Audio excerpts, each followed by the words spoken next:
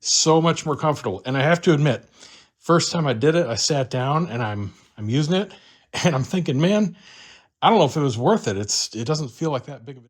You guys notice anything different?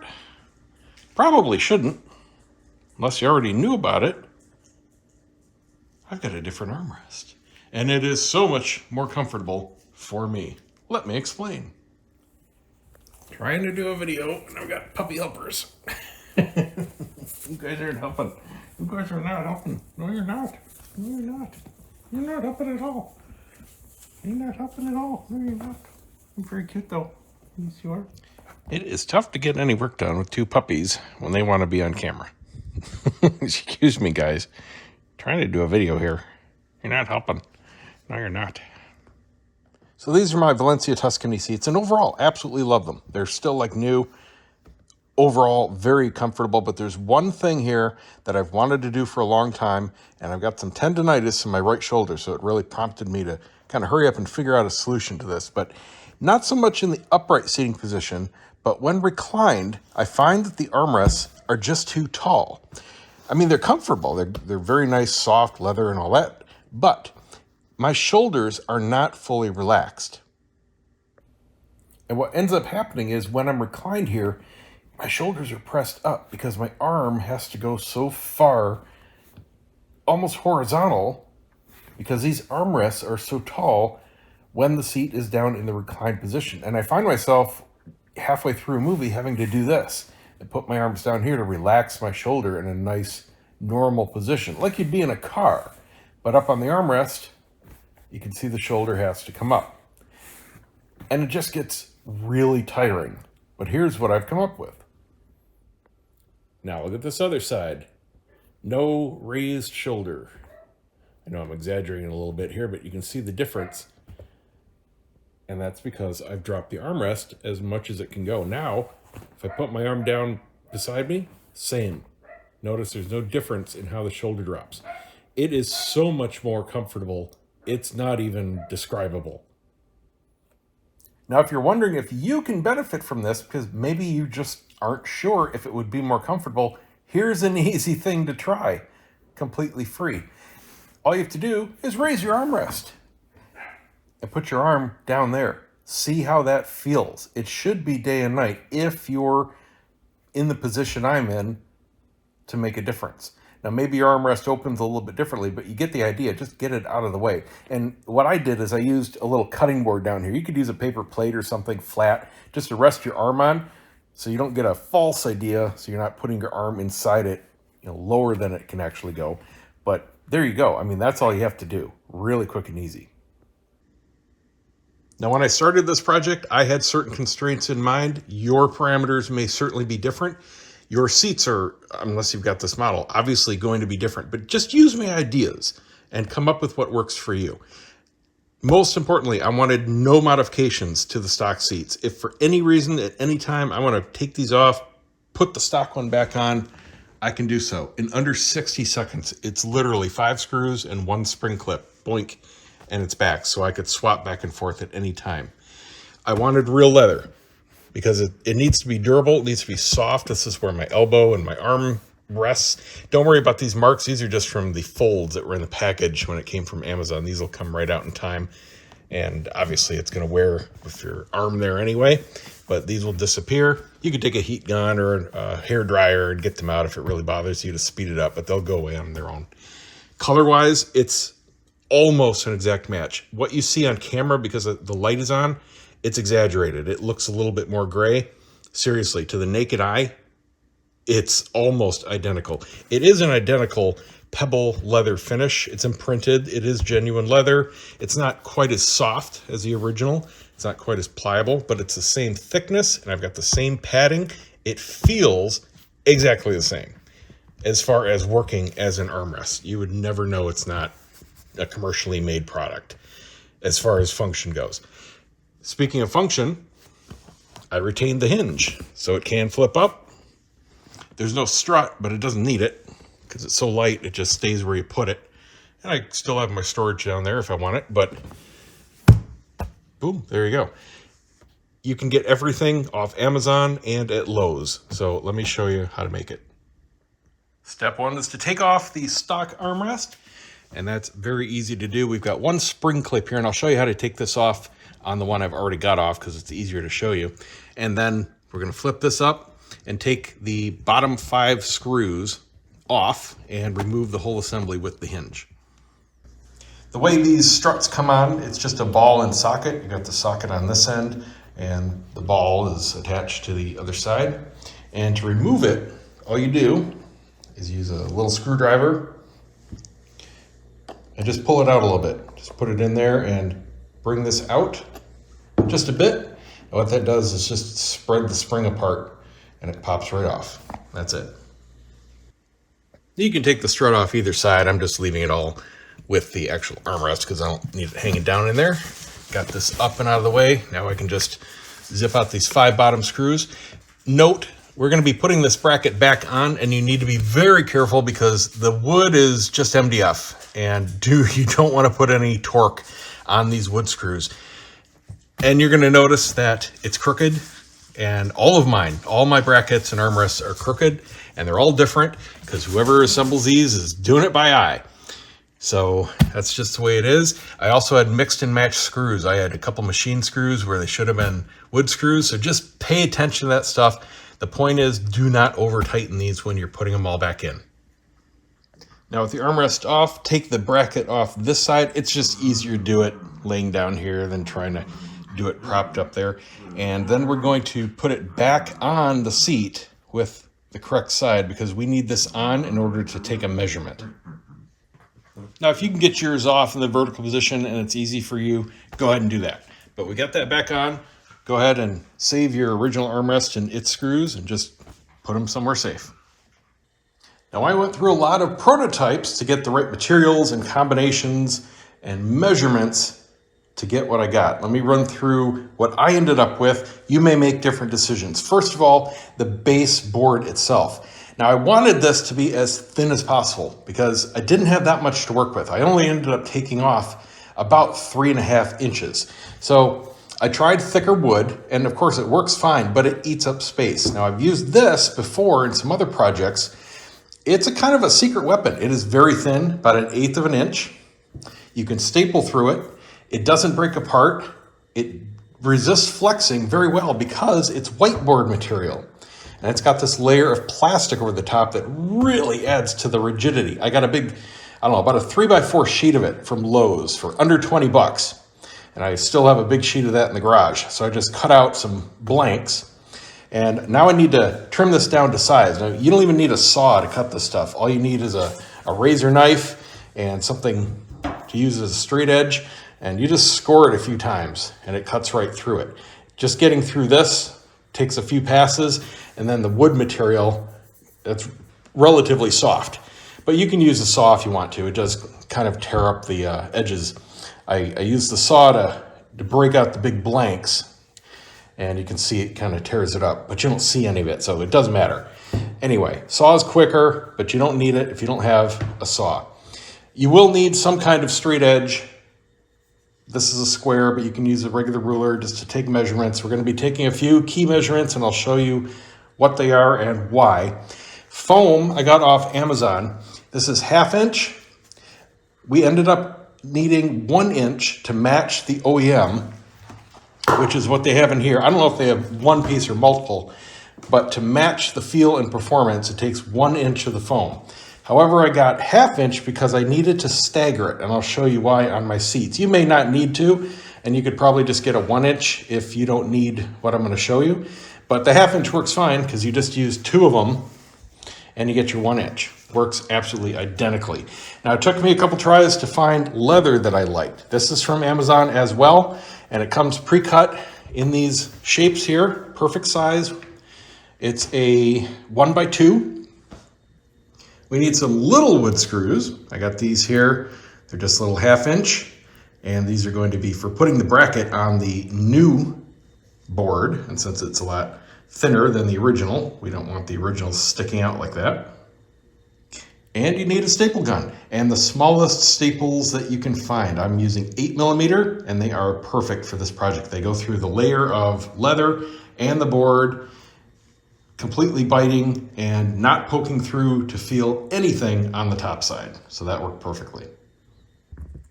Now I've got two critical measurements to take. One is the width, and we're looking for the width of the end of the wood in here. These are constructed the same way. You've got a piece of vertical wood, you got some padding, and then you got the leather folded over it.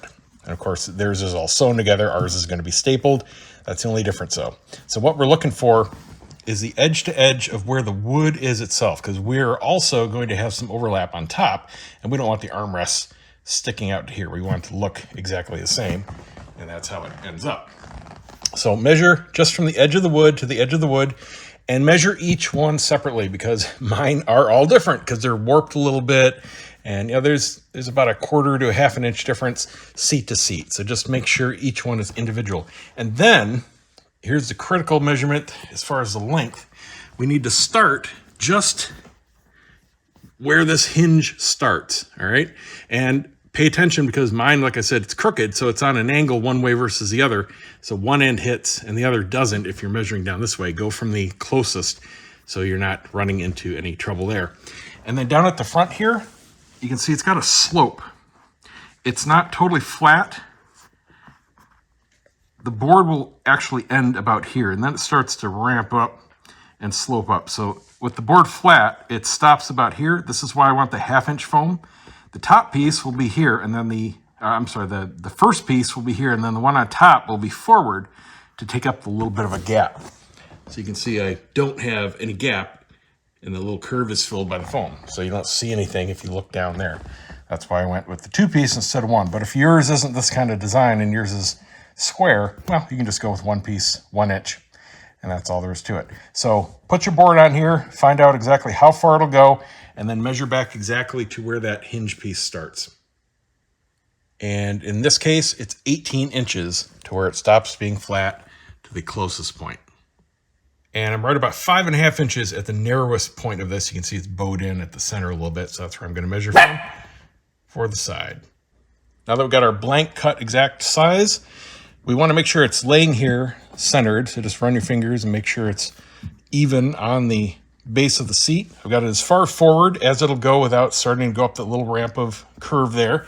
And the back is all the way just touching the one corner here of the bracket. Now I marked the center point of the bracket of the board. You can see it's not centered with the bracket. That's all right. We're going to mark the center point onto the bracket, and then we're going to mark a line on the bracket along the edge of the board so we can see exactly where it aligns, and that way we can figure out where to put our holes and put this bracket on so that it lays in this exact position. Can't speak today. Now that we have that marked, we can take the bracket back off the seat and we'll be able to put it on the new armrest. Since these measurements are relative, I marked which side is up and down and which way is forward. Now for your foam pieces, you want to cut them out so you've got about 1/2 inch overlay on the sides and about 1 inch on the shorter sides, and this will help with that gap in the front. We're going to put our hinge on last.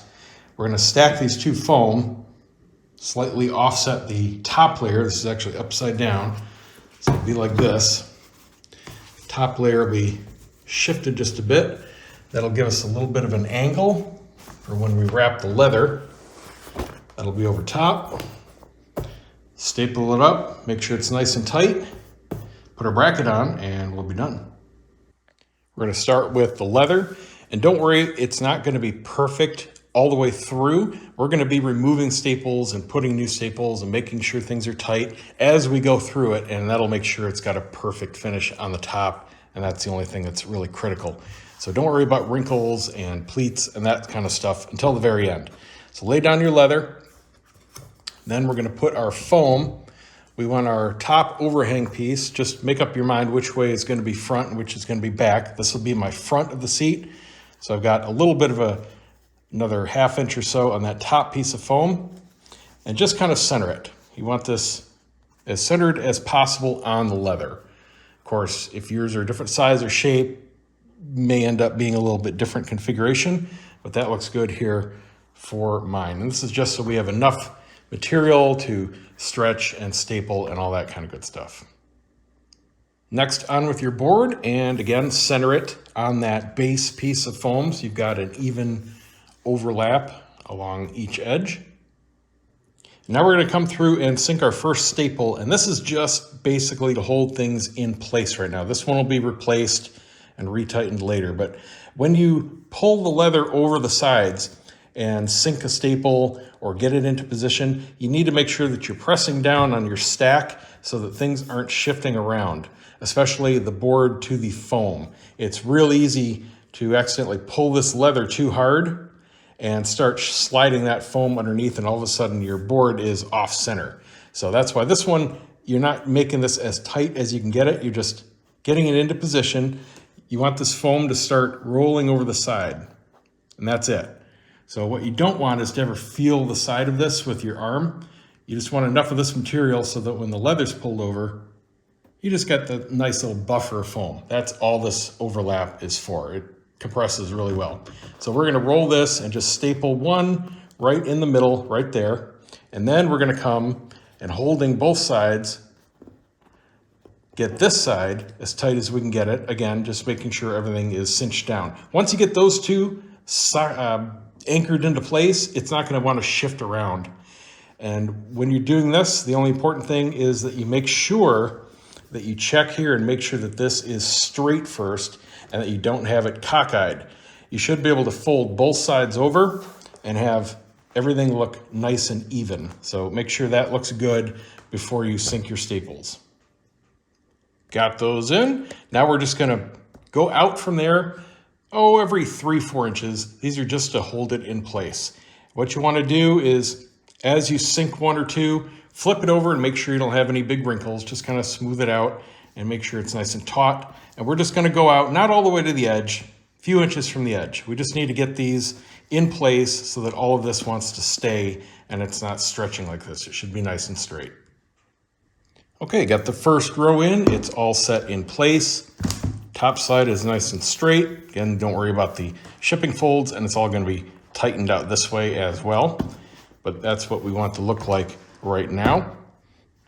Now working here at the front, we're gonna pull this and put one staple in the very center, but we're not pulling it super tight like we were these sides, because remember, we want this nice big gap filling bit of leather here. So we just wanna pull it enough so it's got a nice, even round roll, about 1 inch forward.